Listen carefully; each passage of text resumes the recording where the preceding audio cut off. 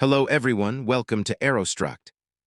In this video, we will understand the basics of elasticity and Hooke's law. In this session, we will understand the concept, its importance, and finally see a simple example and simulation to clearly understand the elastic limit. Elasticity is the property of a material by which it returns to its original shape and size after the applied external force is completely removed. This behavior is observed only when the deformation is within a certain limit. That limit is known as the elastic limit. The elastic limit is the maximum stress a material can withstand and still recover fully after unloading.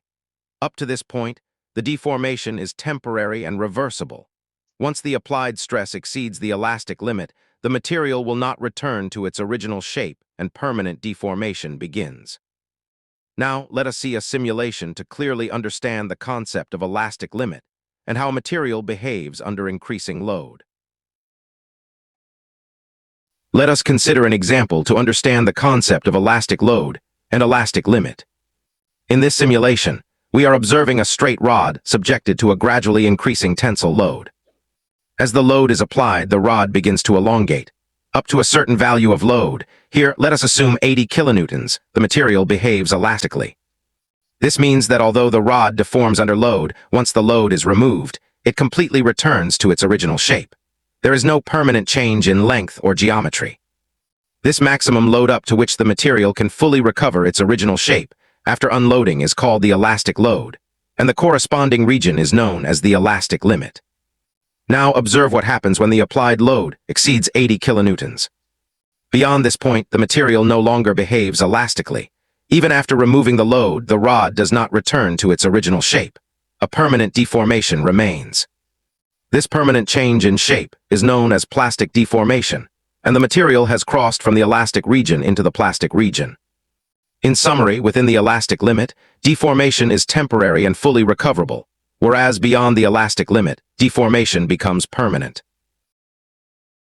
Now let us understand Hooke's law.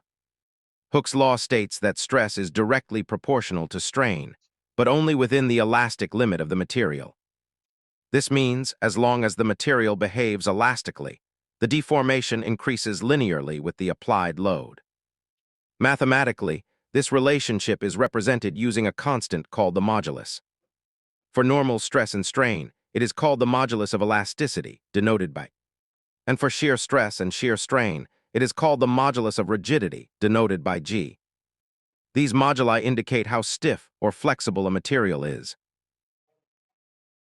Now let us understand Hooke's law clearly using this simulation. In this simulation, we can see a specimen fixed at one end and a load applied gradually at the other end. As the load increases step by step, we observe that the elongation of the material also increases. Initially, for small increments of load, the extension is directly proportional to the applied load. This means if we double the load, the extension also doubles. This linear behavior confirms Hooke's law, which states that stress is directly proportional to strain within a certain limit. On the graph shown in the simulation, this region appears as a straight line passing through the origin. This straight line portion represents the proportionality limit. Up to this point, Hooke's law is valid. The material behaves perfectly elastically, and the slope of the line represents the modulus of elasticity. As the load is increased further, we reach a point where the graph starts deviating from the straight line. This indicates that stress and strain are no longer proportional.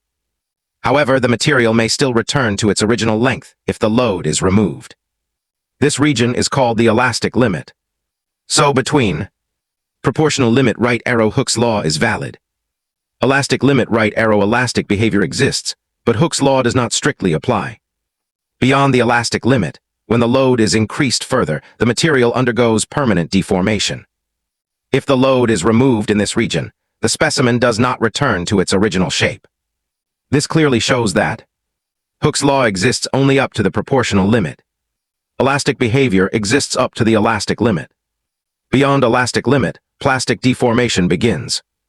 This simulation clearly demonstrates the relationship between load, extension, proportionality limit, and elastic limit, helping us visualize where Hooke's law is applicable in real materials.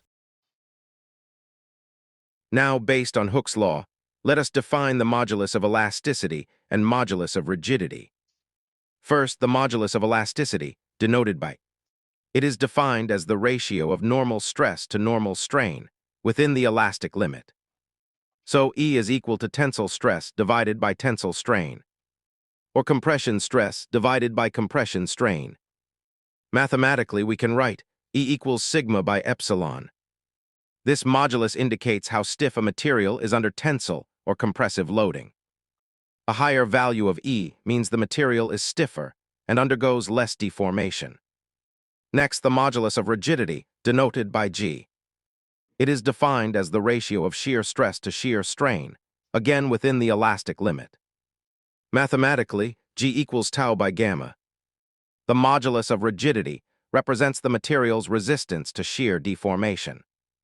Both E and G are fundamental material properties and are valid only as long as the material follows Hooke's law. Before we conclude, let's quickly revise the key takeaways from this session. Elastic load is the maximum load a material can withstand and still return to its original shape after unloading. Elastic limit is the point up to which a material behaves elastically, beyond which permanent deformation begins. And Hooke's law states that stress is directly proportional to strain, and this relationship is valid only up to the proportional limit. So remember, Hooke's law applies up to the proportional limit, while elastic behavior exists up to the elastic limit. That brings us to the end of this video. I hope this explanation and simulation helped you understand the concept clearly. If you found this video useful, please like, share, and subscribe to Aerostruct, and support the channel for more such engineering content. Stay tuned for the next video with more interesting topics from strength of materials. Thanks for watching and see you in the next one.